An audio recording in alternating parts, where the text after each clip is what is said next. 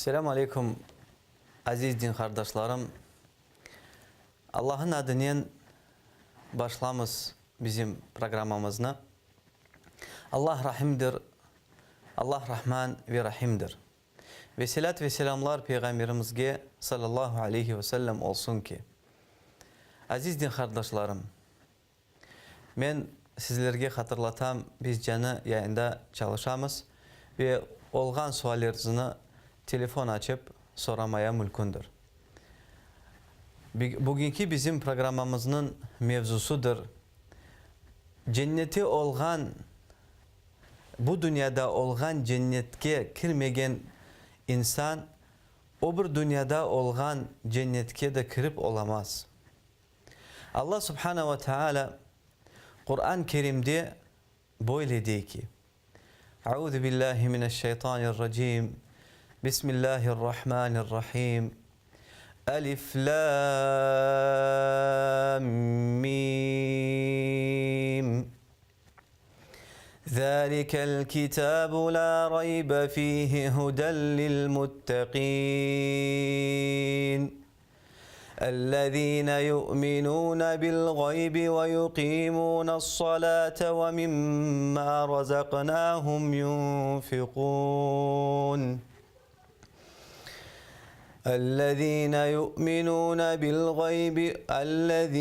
يؤمنون بالغيب ويقيمون الصلاة ومما رزقناهم ينفقون والذين يؤمنون بما أنزل إليك وما أنزل من قبلك وبالآخرة هم يوقنون أولئك على هدى من ربهم وأولئك هم المفلحون.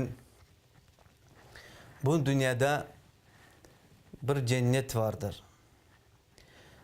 Bu cennetke girmegen insan hiçbir vakit o bir dünyada olgan cennetke girmezdir. Ve bu cennet nedir? Bu cennet imandır. Bu cennet İslam'dır. Allah Subhanahu ve Teala insanı öyle yarattı ki İnsanın içinde yüreği var. Bu yürek hiçbir vakit boş olmay. Bu yürek ya da imanent olacak ya da imansız olacak.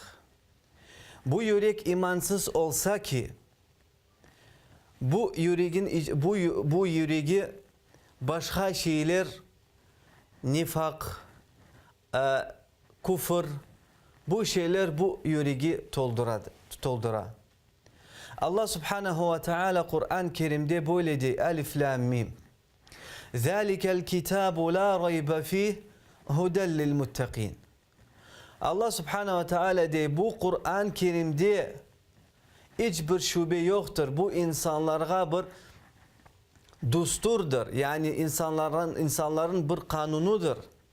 İnsan Kur'an boyunca o'zining yaşayışını alsa ki ve Kur'an boyunca yaşasa ki bu insan Allah Subhanahu ve Teala muflihun insanlardan olacak. Kim her vakit baht ve kıvanç yaşayışını yaşayacak. Allah Subhanahu ve Teala diyor: اَلَّذ۪ينَ يُؤْمِنُونَ بِالْغَيْبِ وَيُقِيمُونَ الصَّلَاةَ وَمِمَّا رَزَقْنَاهُمْ يُنْفِقُونَ. Bu insanlar kim baht yaşayacak? Kim bu dünyayı kıvanç yaşayacak? Allah diyor, onlar kim gayb şeylerge inanarlar. Yani gelecek kıyamet gününe ve cennet ve cehennem olganına inanarlar. Ve biz onlara rızk vergen şeylerden onlar sadaka verir Allah diyor.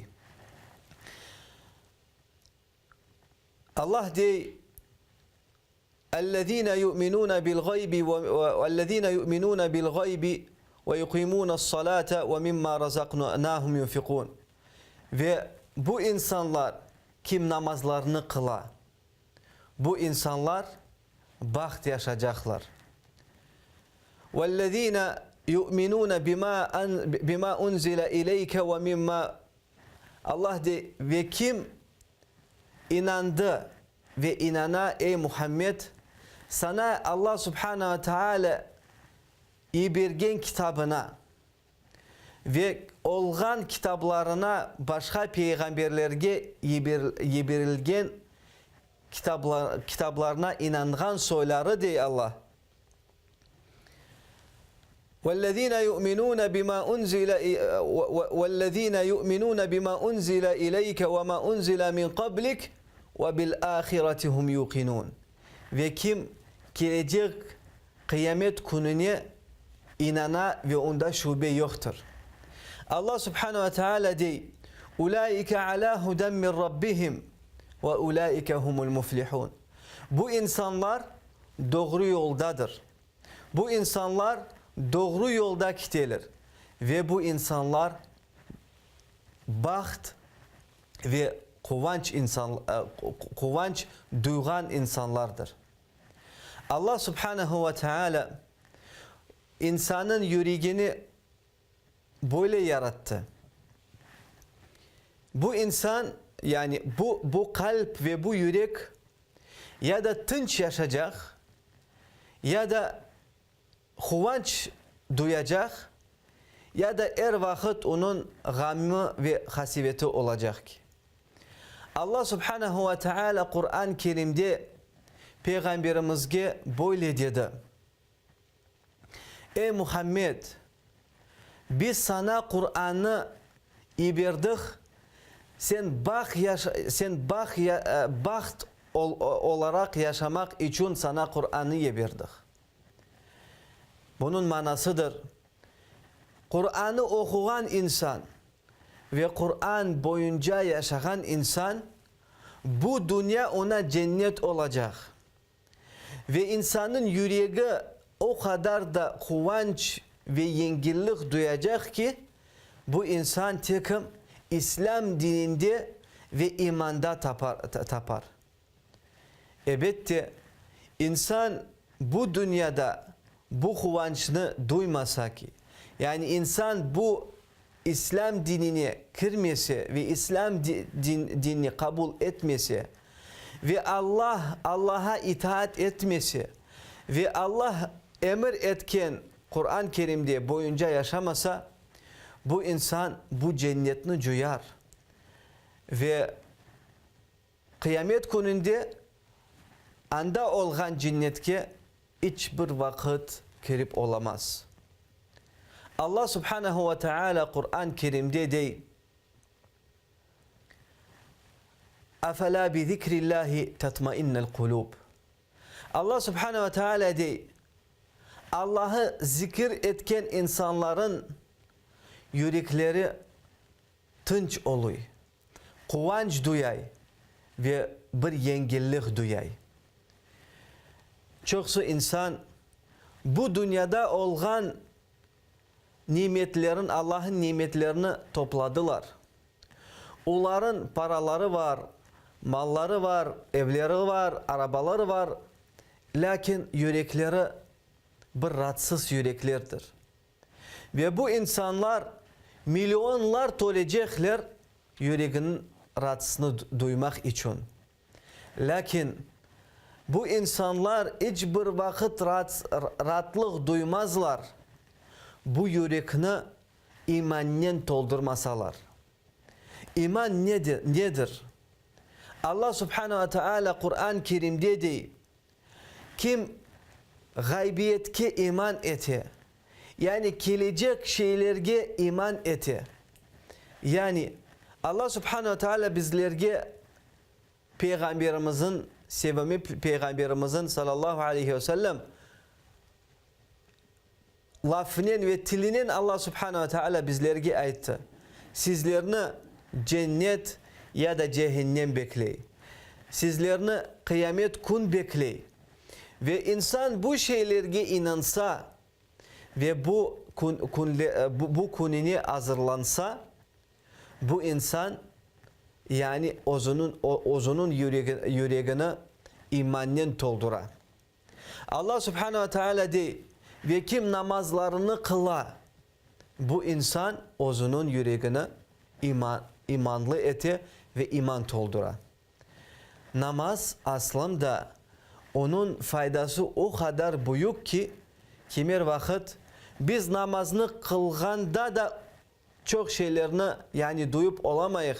Lakin faydası namazdan son gelir. Bu dünyanın faydası namazından Allah subhanahu ve teala böyle diyor.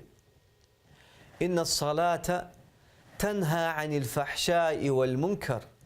Allah subhanahu ve teala diyor, namaz insanı günahlardan ve pis amellerden saklay ve korçalay.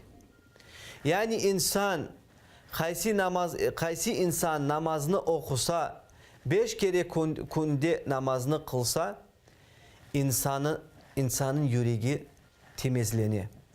Her bir insan günahkar ki, bu dünyada bir mukaddes insanlar yok ki, hepimiz biz günahkarımız. Peygamberimiz Muhammed sallallahu aleyhi ve sellem hadiste böyle dedi. Kullu bani ademil hatta ve hayril hattaine tevvabun. Bütün insanlar günahkar ki. Yani bütün insanlar günah eteler ve hata yaparlar. Ve onlardan en yaxşısı ki kim Allah'a tövbe ve istiğfar ete. Allah subhanahu teala insanı öyle yarattı. İnsan her vakit yaxşılığını hıdırıyor. Her vakit özüne bir yaxşılık istey.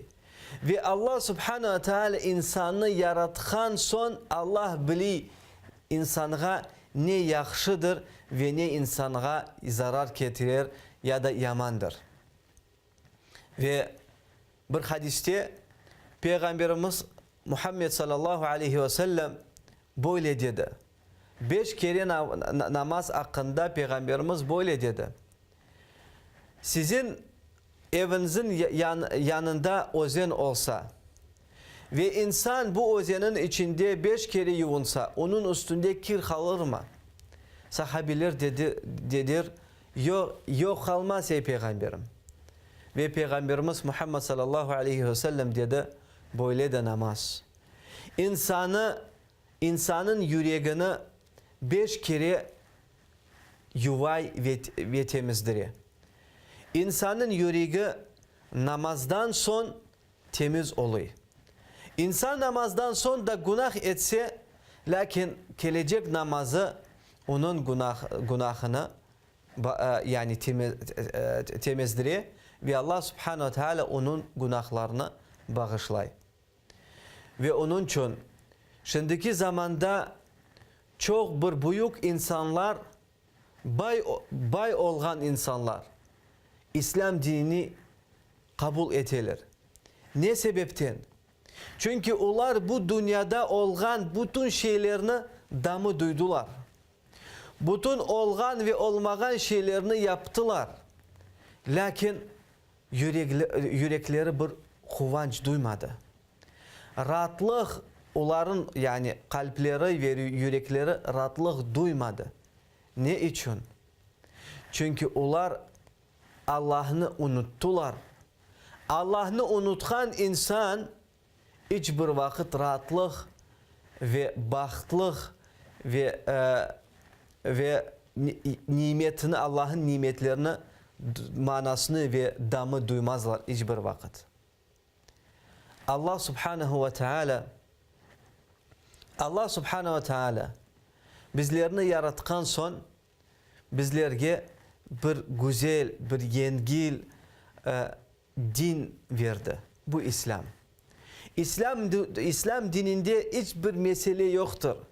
Kaysını Allah subhanahu ve teala Kur'an-ı Kerim'de onu ayıtıp geçmedi. Nikah meseleleri insan Kur'an-ı Kerim'de tapar. Bir problem olan meselelerini nasıl çözmesine insan Kur'an-ı Kerim'de onu tapar. İnsan nasıl ticaret etmesini Kur'an-ı Kerim'de de tapar. Nasıl ballarga terbiye vermek insan Kur'an-ı Kerim'de de tapar. Onun için Kur'an-ı Kerim o kadar mühim kitabımızdır. Ve onun için bizim hartlarımız Kırım'dan sürgün günler olgan vakit ve sürgün etken sürgünlüke yani sürgünlüke düşken vakit birinci evde ne algan edilir? Birinci Kur'an-ı Kerim'de algan edilir. Ne için? Çünkü onlar anlagan edilir. Kur'an-ı Kerim bu doğru yolunu göstergen kitaptır. Şimdiki zamanda bizlerde Kur'an-ı Kerim her bir evimizde var. Lakin maalesef biz Kur'an-ı Kerim'ni okumayız. Kur'an-ı Kerim bize duvarımızda asılıp dura. Lakin biz onu açıp bir ayetini de kimer vakit okumayız.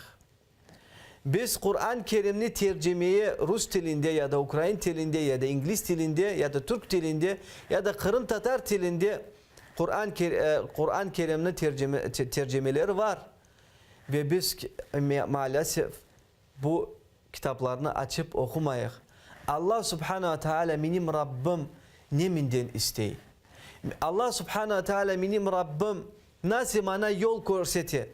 Kimer vakit bu şeylerini duymayıq ve bizim aklımıza gelmeyi. Lakin Allah Subhanahu ve Teala Kur'an-ı Kerim dedi.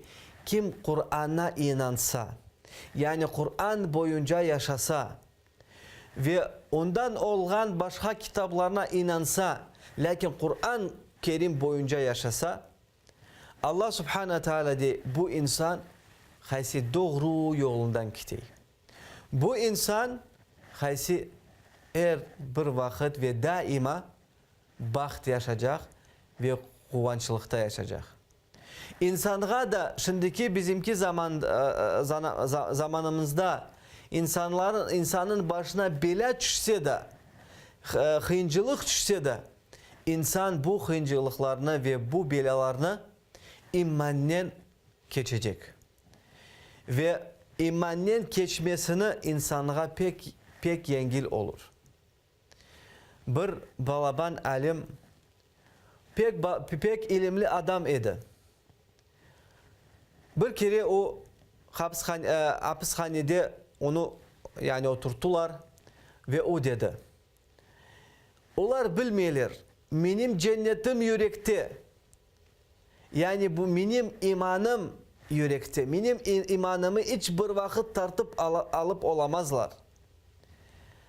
Beni öldürseler ben şahit olacağım. Ve beni hapishanede kaldırsalar ben bir özüm Allah'a itaat edip yaşayacağım.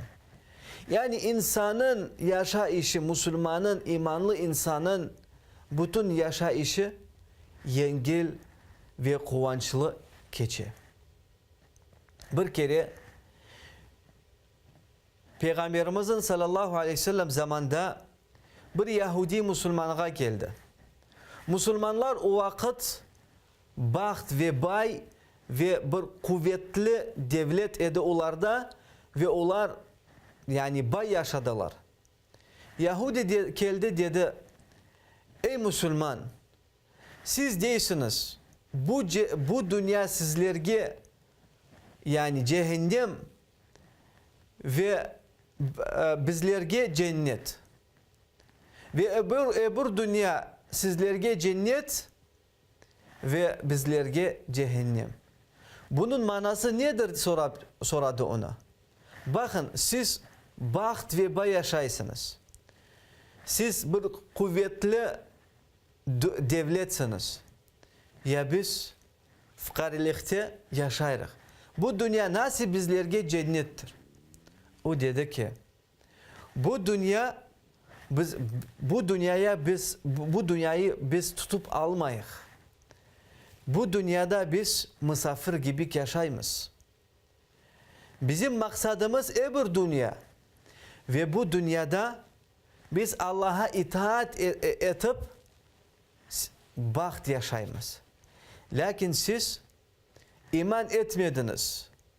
Ve onun için bu dünya sizlerge hem cehennem oluyor ve hem cennet oluyor. Cennet çünkü siz bu dünya sizin maksadınız.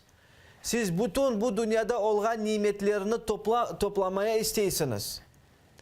Ve biz öyle değil. Bu dünyada biz hareket etimiz. Allah subhanahu teala bizlerge vergen nimetlerge biz Allah'a şükür etemiz. Ve bizlerge bela düşse biz sabır etemiz. Ve gelecek ahiret gününde biz inşallah cenneti oluruz. Peygamberimiz Muhammed sallallahu aleyhi ve sellem dedi, bir acayip Müslümanın yaşayışı. Ona Allah'ın nimeti düşse o Allah'a şükür dey. İnsanın başına bela düşse sabır ete. Ve bile ki gelecek gününde Allah'ın razılığını ve Allah'ın cennetini kazanır. Ve onun için tek imanlı insanın imanlı olan yürek bu dünyada olan cennetini duyar. Ve iman yani yürek imansız olsa ki bu yürek hiçbir vakit tınç olan şeylerini anlamaz. Ve baht olan manasını anlamaz. Şeytan insanı kimir vakit aldata. Mana sende şimdi araba olsa sen baht yaşayacaksın. Senin ev olsa baht yaşayacaksın. Sen Kur'an-ı Kerim'ini bırak, namazlarını bırak, sana bu gerek mi? En mühim senin yürekte imanın olsa oldu. Ve böyle çok insanlarını şeytan aldata. Ve şimdiki zamanda çokumuz değiliz maalesef. Benim imanım yüreğimde. Namazını kılmaya vaktim yok. Orazayı tutmaya takatım yok. Zekat vermeye istemeyeyim. Çünkü ben bu parayı kazandım. Niçin ben bu parayı bu fakirlere dağıtacağım? Ve insan bu insan belli bu şeylerinin, bu sözlerinin ve bu amellerinin bağlılığını duyar ya da yürek yani tınç olan manasını duyar. Hiçbir vakit bu insan bu şeylerini duymaz. Çünkü Allah subhanahu ve teala Kur'an-ı Kerim'de dedi. Kim Allah'tan uzaklaşsa, Allah'tan betini çevirip gitse ki bu insan hiçbir vakit yüreğinin rahatlığını duymaz. Peygamberimiz Muhammed sallallahu aleyhi ve sellem bir sahabeye vasiyet verdi ve nasihat etti. O dedi, "Ta'arraf ilallahi fi'r-raha, ya'rifuka fi şidde." Allah'ını unutma ve Allah'ını tanı, sen baht ve bay olgan vakitte. Yani senin sağlığın olgan vakitte Allah'ını tanı. Allah'ını hiçbir vakit unutma. Sende bereket ve nimet olsa Allah'ını unutma. Çünkü sana belalar düşse ve kıyın zaman sana gelse Allah subhanahu teala seni unutmaz. Peygamberimiz bir hadiste böyle dedi. İnsan, yolcu insan. Biz bilemiz ki yolcu insanın Allah subhanahu teala duasını kabul etti. Lakin yolcu insan ellerini kotere de ey Allah'ım, ey Rabbim, ey Rabbim yani dua etti. Peygamberimiz Muhammed sallallahu aleyhi ve sellem de nasıl Allah bu insana cevap verir? Bu insan aram aşasa, aram içse, aram rubalarını giyse ve onun bütün işleri aramdır. Nasıl Allah subhanahu teala bu insanın duasına cevap verecek? Ve biz bu hadise bakıp ve bu ayetlerge bakıp bir şey anlamaya gerekmez. Allah subhanahu teala yanımızda her vakit ve daima olacak. Allah subhanehu ve teala hiçbir vakit bizlerini unutmaz, biz Allah'ı unutmasak. İnsan belki der, sen ne sözlerini değilsin, biz nasıl Allah'ı unuturuz? İnsan namazını kılmasa, kelime ve şehadetini aytmasa, Kur'an'ı okumasa ve Kur'an boyunca yaşamasa, o razaları tutmasa, zekatlarını vermese, bu insan Allah'ını unuttu. Niçin unuttu? Çünkü Allah subhanahu wa ta'ala Kur'an-ı Kerim'de ona bu şeylerini emir etti ve bu insan betini çevirip Allah'tan uzaklaşa. Lakin insan Allah'ını unutmasa, bir vakit Allah'ın yanında olganını duyar. Dua etkende Allah onun duasına cevap verecek. Kıyın zamanda yaşasa Allah vakit ona yardımcı olar. Ve bela da düşse onun Allah subhanahu teala bu belayı ondan alır inşallah. Aziz din kardeşlerim, özümüzün yüreklerini cennet doldurmaya gerekmez. Yani yüreklerimizni imanla doldurmaya gerekmez. Ve biz hem de tilde hem de amellerde Müslüman olmaya gerekmez. Ve ben Allah'tan sorayım ki Allah subhanahu teala bizlerinin yüreklerini temizlesin, günahlarımızın bağışlasın ve özünden cennetke bizlerini kirdirsin. Amin ya Rabbim. Ben sizlerle sağlıklaşam ve Allah'tan sorayım ki gelecek programımızda daha da görüşeyik. Selamun Aleyküm ve Rahmetullahi ve Berekatuhu.